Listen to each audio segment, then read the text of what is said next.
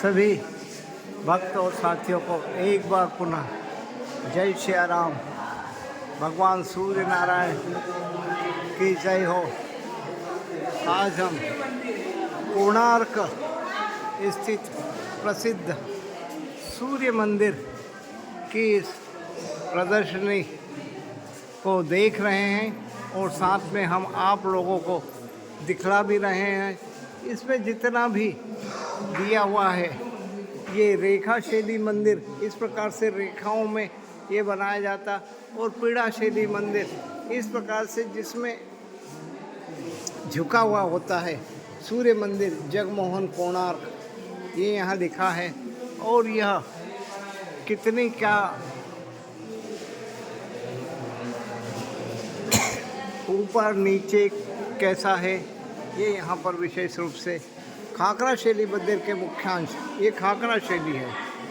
और ये मस्तक, ये गंडी और ये बाढ़ मानव शरीर और मंदिर में इन्होंने यहाँ पर राहु पाका अनुराधा यह किया गया है। और मस्तक किस प्रकार से मस्तक उस मंदिर को मनुष्य की रचना के अनुसार बनाया गया है। और इस प्रकार से ये यहाँ कलिंग मंदिर शैली का विकास क्रम दिखलाया है। और टेम्पल स्टाइल में ये यहाँ पर भी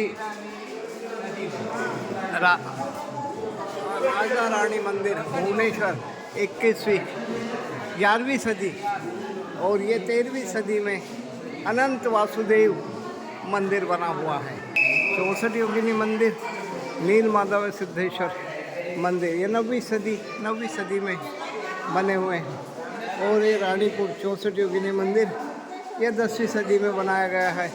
लगभग आज से 1,000 वर्ष पहले ये 12वीं सदी का मेघेश्वर मंदिर और ये बराही मंदिर और तारका आकृति बौद्ध ये 10वीं सदी ये काफ़ी ये भुवनेश्वर 13वीं सदी का मंदिर बना हुआ है। और ये रामेश्वर भुवनेश्वर मंदिर बना हुआ, नरसिंह मंदिर और इधर बेताल मंदिर का भी एक सुंदर चित्रण। साथ ही में मुक्तेश्वर भुवनेश्वर 10वीं सदी का खूबसूरत मंदिर जो हम देख रहे हैं। आप इसको वीडियो को थोड़ा झूम करके देखिएगा तो आपको यह बहुत सुंदर, जिसका हमने 50 रुपये टिकट देकर हम देख रहे हैं, और आप इतने सभी लोग मुफ्त में देखेंगे तो कृपया 50 रुपये मेरे अकाउंट में ट्रांसफ़र कर दें तो बड़ी कृपा होगी। ये देखिए भारत के प्रमुख मंदिर इम्पोर्टेंट टेम्पल्स, ये बृहदेश्वर मंदिर, नाथ मंदिर और विरूपाक्ष मंदिर, ये एलोरा मंदिर है, और ये पट्टाडाकल कर्नाटक में है। और ये नीचे कंदरिया महादेव मंदिर, ये यहाँ खूबसूरत इसकी आकृति मंदिरों की यहाँ बनाई गई है, बताई जा रही है। हम ये प्रसिद्ध मानचित्र समुद्र का दिखाया गया है, और इस प्रकार से यह भारत का नक्शा अरब सागर बे ऑफ बंगाल भारत के प्रमुख प्राचीन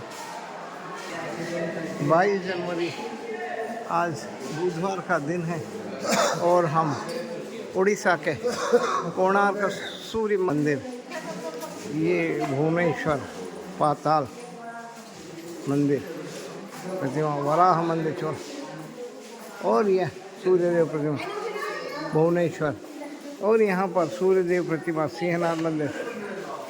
उड़ीसा के सौर उपासना, सूर्य की उपासना का काफ़ी महत्व बताया गया। इसीलिए हम सभी सनातन प्रेमी सूर्य भगवान को उठने के बाद स्नान कर प्रातःकाल में इनके निर्माण की यह तकनीकी का यहाँ पर उल्लेख है, जिसे आप झूम करके देख सकते हैं। और यह बहुत ही खूबसूरत ढंग से यहाँ भगवान सूर्य नारायण की उपासना और सूर्य भगवान का महत्व, और जो पंचांग का निर्माण होता है वो इन्हीं ग्रह नक्षत्रों और सूर्य की स्थिति को देखकर ही किया जाता है। बहुत ही खूबसूरत यह प्रतिमाएं हैं यहाँ, जिनका हम अवलोकन करते हुए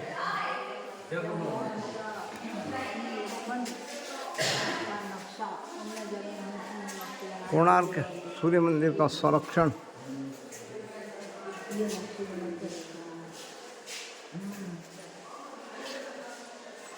यह हम काफ़ी लंबी वीडियो बनेगी, इस वजह से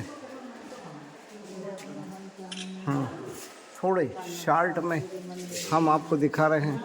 आप इसे झूम कर देख सकते हैं। और यहाँ पर यह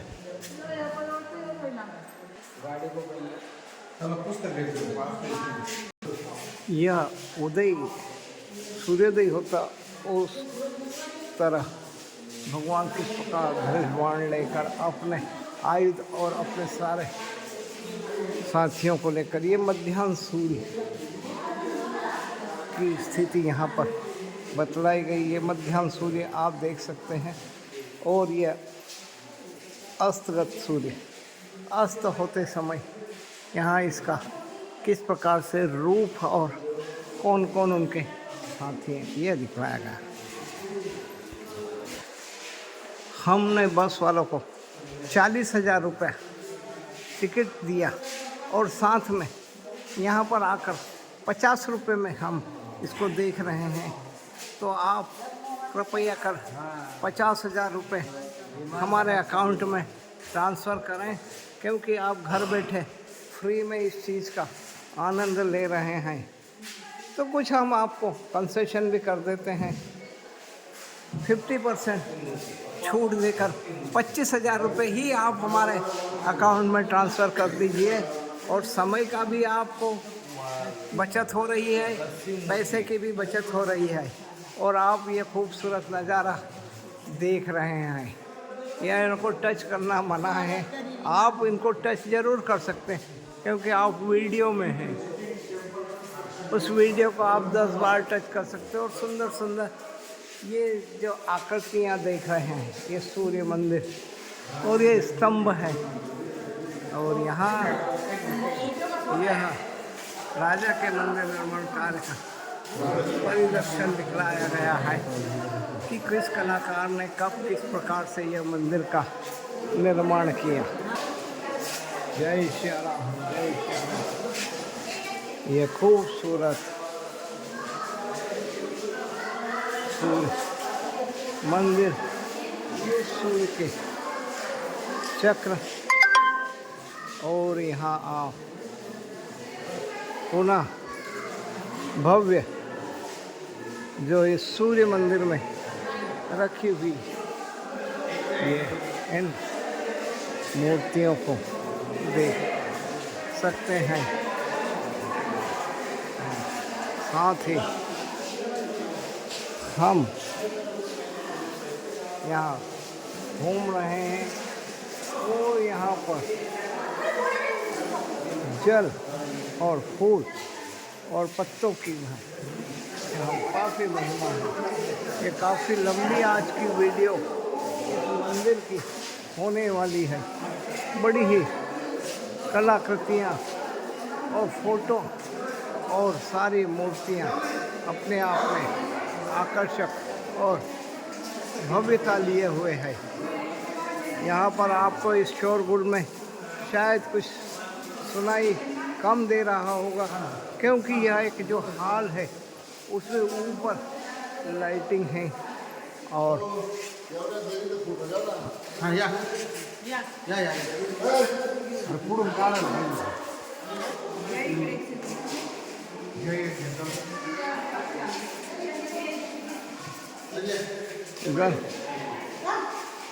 ये पाद पीठ दर्शाया गया है।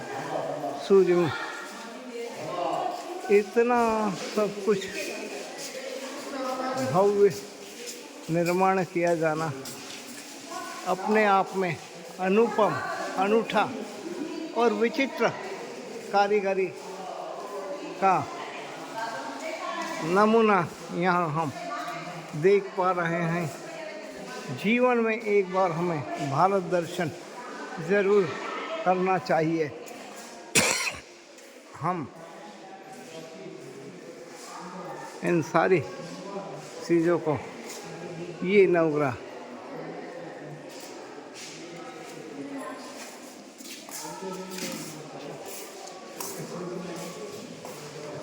ब्रह्मा मुरारी स्त्रिपान्तकारी भानुष भूमि सुतो बुधश्च गुरु शुक्र शनि राहु केतवे सर्वे ग्रहमं शांति कहतु।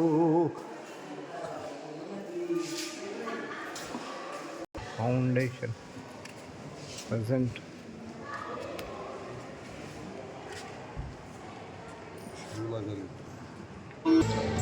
ये यहाँ प्रदर्शनी दिखाई जा रही है जिसको हम देख रहे हैं,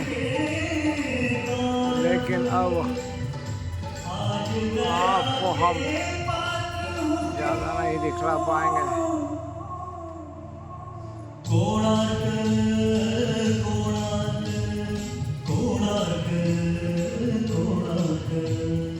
सैकड़ों साल पहले की बात है। पुरातात्विक दस्तावेज के तौर पर संग्रहित पुस्तक मागरा पांची और बाया चक्रा में उल्लेख है कि 13वीं सदी में गंगवंश के राजा लांगुला नरसिंह देव ने इस सूर्य मंदिर का निर्माण करवाया था।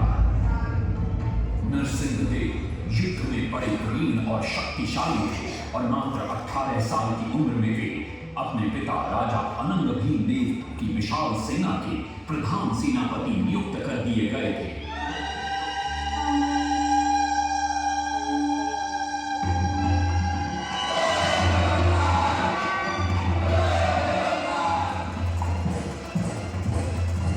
सेनापति बनने के बाद नरसिंह देव ने अपने कुशल नेतृत्व से दक्षिण के कई आक्रमणकारी राजाओं को युद्ध में हराया।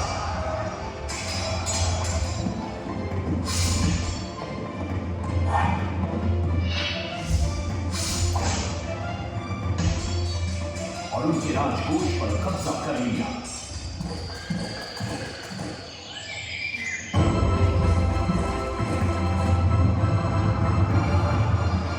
तत्पश्चात उन्होंने विजय खोजा, जिसे आज हम वारंगल के नाम से जानते हैं।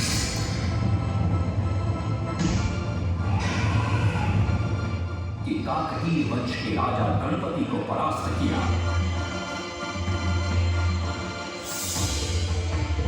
और उनके राजकोष पर भी कब्जा कर लिया।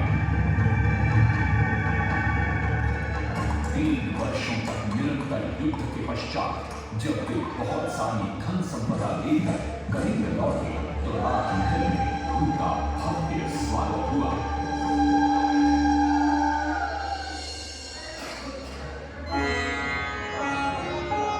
देवी पुत्र नरसिंह देव की वीरता से बहुत प्रसन्न हुई और पुत्र के सामने अपने मन की इच्छा प्रकट की। कहा, तुम्हारे पिता ने शंकर क्षेत्र पुरी में भगवान का नरसिंह देव माता से प्रति प्रश्न करते, सूर्य मंदिर ही क्यों और वो भी कोणार्क में? तब राजमाता कस्तूरी देवी बतलाती है, द्वापर युग में भगवान श्री कृष्ण के पुत्र सांब बड़े ही सुंदर और सुकुमार थे। वो नारद मुनि को चिढ़ाया करते थे। एक दिन नारद मुनि ने सांब को सबक सिखाने की योजना बनाई और उन्होंने सांब की सुंदरता की प्रशंसा कर उन्हें गोपियों के साथ जल क्रीड़ा करने को उकसाया। वहीं दूसरी तरफ भगवान श्री कृष्ण को जाकर कह दिया कि सांब अपनी मां समान गोपियों के साथ जल क्रीड़ा कर रहा है। श्री कृष्ण इस बात से बहुत क्रोधित हो जाते हैं और वे सांब को श्राप दे देते हैं, जिस सुंदरता का तुम्हें अभिमान है वो तत्क्षण नष्ट हो जा। सांब को कोढ़ हो जाता है। जब सांब राजमहल लौटते हैं और मां जामदेवी को ये पता चलता है कि पिता श्री कृष्ण के श्राप की वजह से सांब की ये अवस्था हुई तो सारी रानियां क्रोधित हो जाती। नारद जी को बुलाया जाता है। वे रोग मुक्ति का उपाय बतलाते। वे कहते हैं, सूर्य की पहली किरण ऊपर देश के एक कोण पर पड़ती है जिसका नाम कोणार्क है। शाम को वहीं जाकर सूर्य की आराधना करनी होगी। उनके साथ कोणार्क की चंद्रभागा नदी के तट पर पहुंचते हैं और नित्य प्रातः स्नान के बाद सूर्य की आराधना आरंभ करते हैं।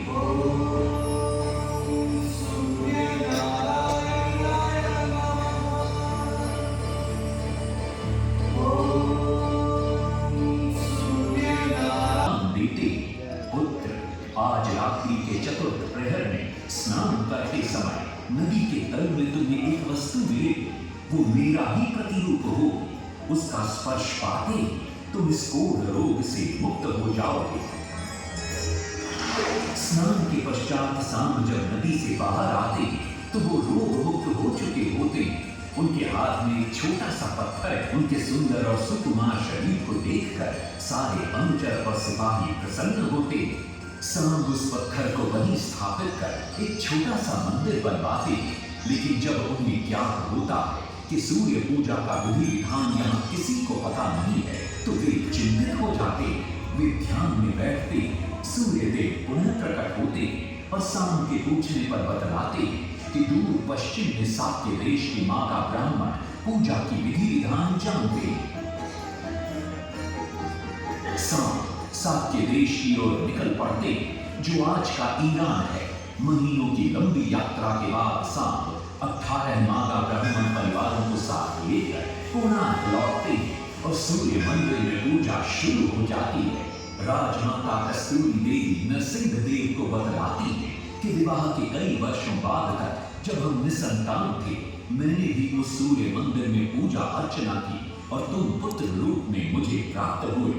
माता की बात सुनकर नरसिंह देव मां को कोणार्क में संसार का सबसे भव्य और विशाल मंदिर बनाने का वचन देते। सदाशिव सामंतराय महापात्र, जो शिवरी सांतरा के नाम से लोकप्रिय थे, वे अपने सहयोगी बीसू महाराणा के साथ मंदिर का प्रतिरूप बनाते और नरसिंह देव के समक्ष प्रस्तुत करते। नरसिंह देव मंदिर का प्रतिरूप देखकर अभिभूत हो जाते और शीघ्र मंदिर निर्माण कार्य आरंभ करने का आदेश देते। गुंबद पर कलश स्थापित होते। नीचे गर्भगृह में चारों दिशाओं में लगे चुंबकों के आकर्षण से सूर्य महाप्रभु की मूर्ति शून्य में स्थापित हो जाती है। सब धर्मपद को कंधे पर बिठाकर खुशी से नृत्य करने लगते। तभी कुछ कारीगर इसका विरोध करते हुए कहते, अगर सुबह राजा को ये पता लग गया कि इस बच्चे ने कलश को स्थापित किया है तो किसी का बचना संभव नहीं है, इसलिए धर्मपद को मरना होगा। इस बात से शिवरी सांतरा बड़े क्रोधित हो जाते हैं। भीषण वाद विवाद छिड़ जाता है। ये सब देखकर धर्मपद गहरी चिंता में पड़ जाता है और वो सोचता है कि यदि मेरे जीवित रहने से इन सब का सर काट दिया जाएगा तो इससे अच्छा है कि मैं आत्म बलिदान कर दूं ताकि सबके प्राण बच जाएं। और उसी पल धर्मपद नवनिर्मित सूर्य मंदिर के शिखर पर चढ़ जाता है।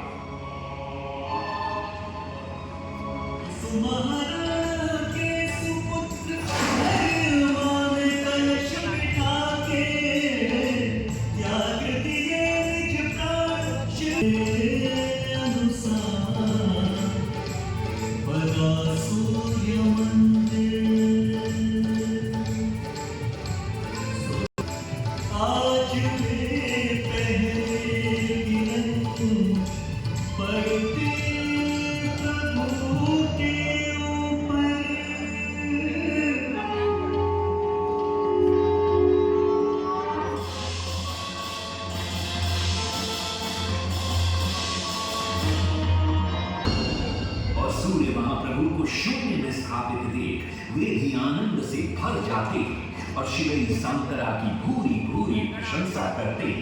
वो ये भी घोषणा करते कि माघ शुक्ल पक्ष की सप्तमी को मंदिर की प्राण प्रतिष्ठा की जाएगी। लेकिन शिवरी सांतरा कहते, राजन तिथि तो अच्छी है, लेकिन मंदिर की प्राण प्रतिष्ठा के लिए ये शुभ नहीं है। किंतु राजा अपनी बात पर अड़ जाते। शिवरी सांतरा को दुख होता है और कोई वाद विवाद किए बिना वे हमेशा के लिए वहां से चले जाते।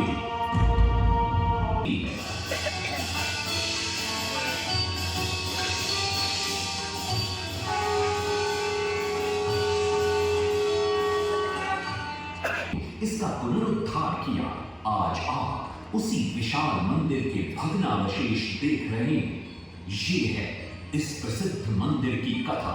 अब इस कथा में कितनी सत्यता है और कितनी कल्पना है ये तो किसी को नहीं मालूम, लेकिन ओडिशा की जन श्रुतियों में यही कथा विद्यमान है।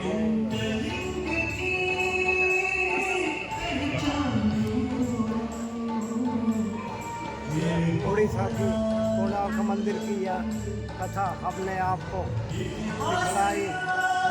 जय श्री राम, जय सूर्य नारायण भगवान की जय। इसके बाद आप सूर्य मंदिर